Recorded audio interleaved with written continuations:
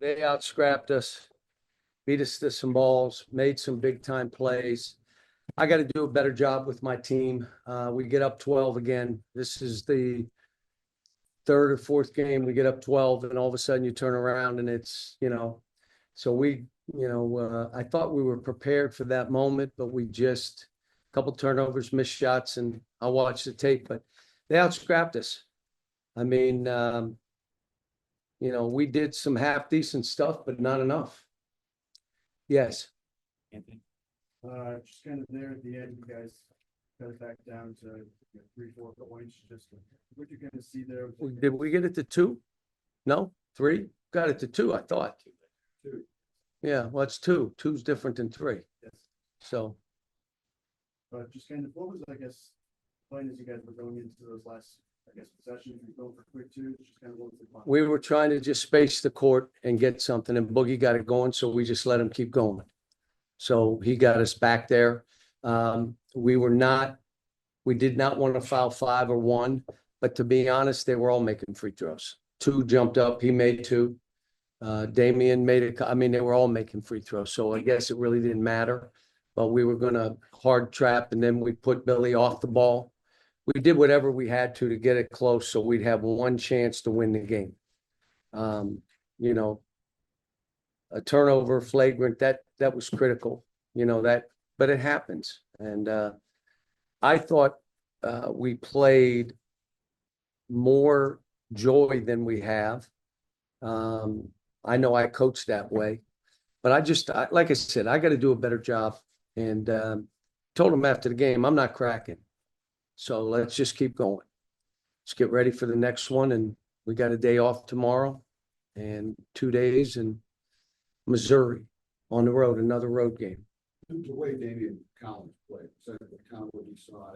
Yeah, he blocked shots and did stuff. And, we were trying to do some stuff to post him up, but, we weren't able to deliver the ball at times. And, but I thought Jonas did a good job rebounding.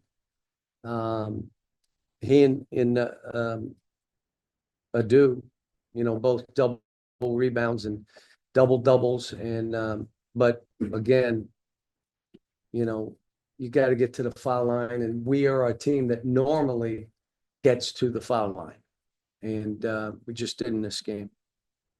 Yeah, Coach, Collins probably better than most. Just where have you seen the biggest growth in this game, I guess, the last couple of years? He's getting more physical. He's maturing. And, I grabbed him in the hallway, and I'm happy for him. Played good. And, I thought Kim might be here, but she wasn't. But he was good. See the second half kind of starts kind of back and forth, and then LSU goes on the 20-3 run. Just kind of what were the biggest things you saw that kind of led to that run? I mean, some of the shots, some of the blocked shots that, we told him, you better go into his body, because if you don't get to his body, he will block it. And I thought there were a couple critical turnovers. I have to watch the tape. I don't have it right in my mind right now, but, they made some shots. Like, we know 1 in 5, if you give him space, and we did. And he pulled up at the end of a shot clock. We'd worked on that. So they deserve to win the game. And like I said, I'm just disappointed in myself that I'm not getting through to get these guys where we have to get over the hump. And I may have to drag them to the finish line in some of these games. And if I have to coach that way, I will.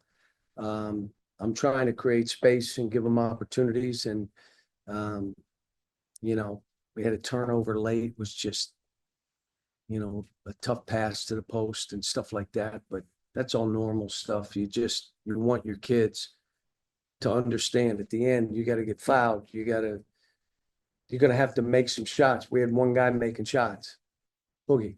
And so we wrote it with him. He almost got us back to where we could win the game. Now, prior to that, he missed 2 layups. So. What made it tough to keep off free throw line? What's that? What made it tough to keep off free throw line and how to attack? I thought some of the stuff we were just reaching in. I mean, we must have in the first half. And then you're fouling their 2 best free throw shooters. and you know they're gonna ball fake and get to the rim, and so, but again, I gotta watch the tape. It's for me to sit here and get into that deep, but we were reaching in. What you like about your defense early on? You started 1 of 13 from the floor. Yeah, we did a good job and we rebounded. And at the end of the half, again, we fouled. We gave up offensive rebounds, and all of a sudden they closed the gap, and it's a 2-point game. Like, I'm like, come on, it's another one of those. And my staff knows I'm ready to call a timeout on a 6-0 run. And we waited because of one TV timeout, but LSU's Cam Carter, I think at 18 and 27 in that second half, make it hard. he's a good player, and he can create his own shot. He was going at the rim, he was pulling up, he was making three. He did it a bunch of different ways.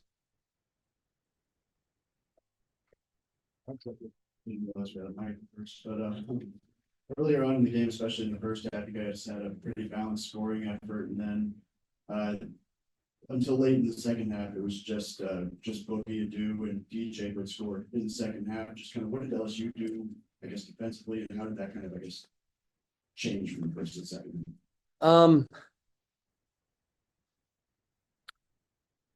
They were switching some that kept people in front. And again, I thought there were some opportunities for us to get somebody else a shot. But if you looked at my team, those were the right three who were shooting the ball. I wish we'd have got the ball to Jonas more. We had talked about it. We went in huddles. If they're open in there, throw it. But they were getting around the post. And I told them, you got to keep them behind you. But, they fought. Both teams fought. Just we gotta finish off a game at some point. And again, they were 9 for 20 from the 3-point line. We were 8 for 22, but a bunch of those were at the end.